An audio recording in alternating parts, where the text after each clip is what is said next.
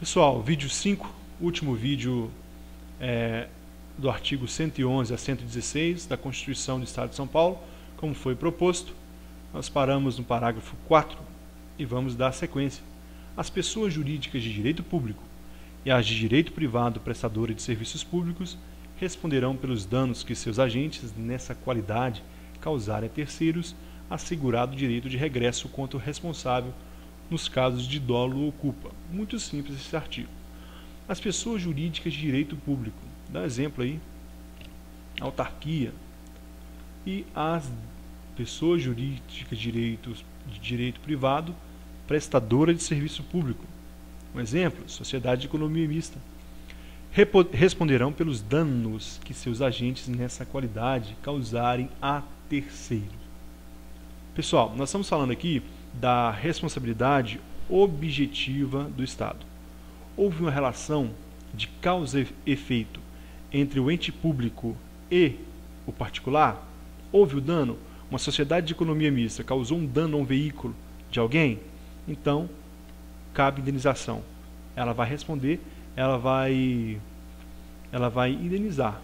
Então, os danos que ele causou a terceiros. Só que nós temos um outro detalhe a ser observado. Assegurado o direito de regresso contra o responsável no caso de dolo ou culpa. Essa pessoa jurídica,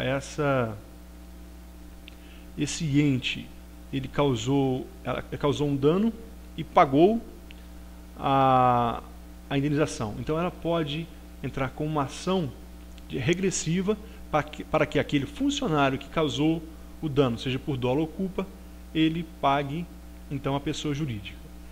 A responsabilidade principal é daquela pessoa jurídica. Se ela não pagou, a pessoa jurídica não pagou porque não tinha condição ou por outro motivo, o indivíduo pode ir até o Estado e o Estado deve pagar subsidiariamente.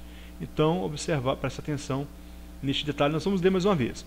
As pessoas jurídicas de direito público e as de direito privado, prestadora de serviço público, responderão pelos danos, relação de causa e efeito, que seus agentes nessa qualidade deve ser o agente prestando serviço público.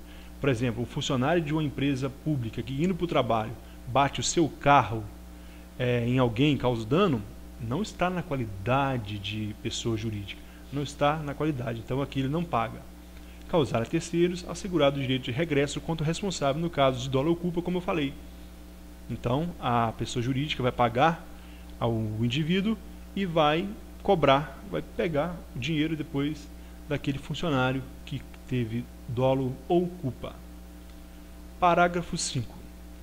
As entidades administrativas da administração direta e indireta, inclusive fundações públicas, o Ministério Público, bem como os poderes legislativo e judiciário, publicarão até o dia 30 de abril de cada ano seu quadro de cargos e funções preenchidos e vagos referente ao exercício anterior.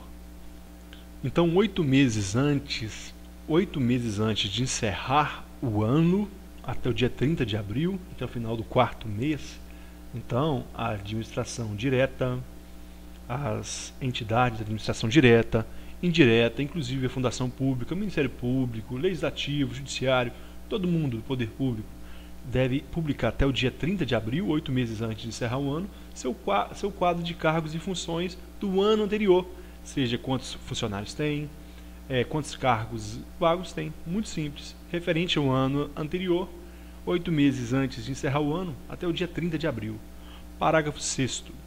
É vedada a percepção simultânea de proventos de aposentadoria decorrente dos artigos 40, 42 e 142 da Constituição Federal e dos artigos 126 e 138 dessa Constituição, com remuneração de cargo, emprego ou função pública, ressalvados, cumuláveis na forma dessa Constituição, os cargos eletivos e cargos em comissão, declarado de livre nomeação e exoneração. Pessoal, o artigo 40, 42, 142 e também o 126 e 38 dessa Constituição fala das formas de aposentadoria e dos militares. Militares estaduais, militares federais. Para nossa prova, militar não pode acumular a sua aposentadoria com outra função pública, ressalvados cargos acumuláveis na forma dessa Constituição, cargos eletivos, cargos em comissão declarados de livre nomeação e exoneração. O militar, ele pode ter sua aposentadoria como militar e ser um deputado? Ele pode sim. Agora, ele pode ser também aposentado e ter um cargo de confiança, mas ele não pode ser um aposentado como militar e exercer outra remuneração, outra função pública. Isso que nos quer dizer esse parágrafo 6º. Vamos lá, continuando e terminando já o nosso vídeo. Não serão computados para efeito dos limites remuneratórios que tratam o inciso 7º do caput desse artigo, as parcelas de caráter indenizatório previstas na lei.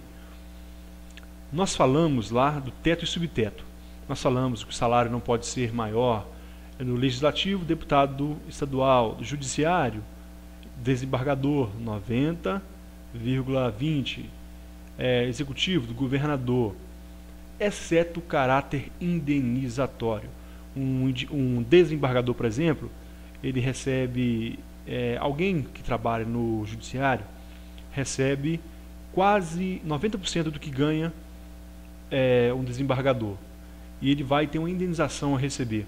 Pode ultrapassar. O caráter indenizatório não está limitado ao teto, seja de quaisquer dos poderes. Então é isso que está dizendo esse inciso 7º. 8º.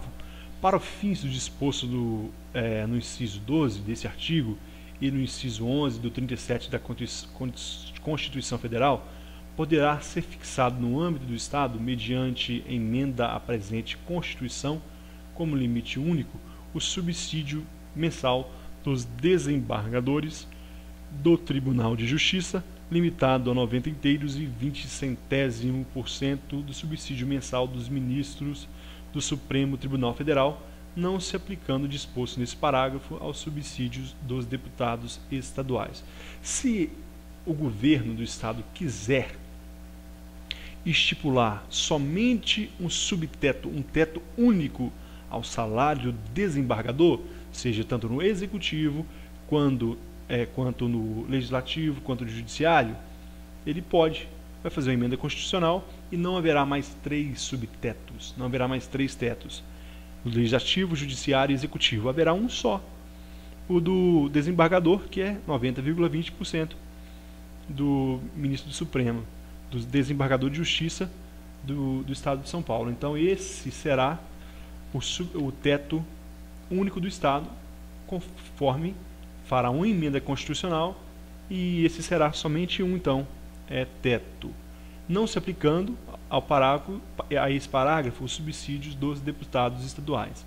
Então o subsídio dos deputados estaduais do Estado de São Paulo não entrará nesse teto aqui. Então todos os outros servidores estarão aqui, menos os deputados estaduais. E continuando,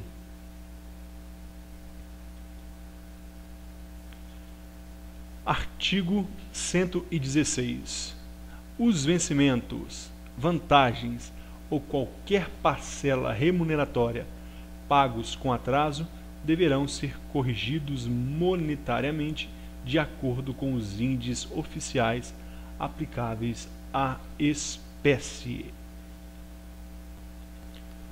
Pode ser o vencimento, pode ser o salário, pode ser uma vantagem que o indivíduo tinha direito, uma diária que não foi paga, uma indenização que não foi paga no tempo correto, tempestivamente, deverão ser corrigidas. Eu deveria receber no ano de 95, no ano de 2000, R$5.000. Ela vai ser corrigida com os índices oficiais aplicáveis a cada espécie. O salário tem seu índice de reajuste, de correção monetária.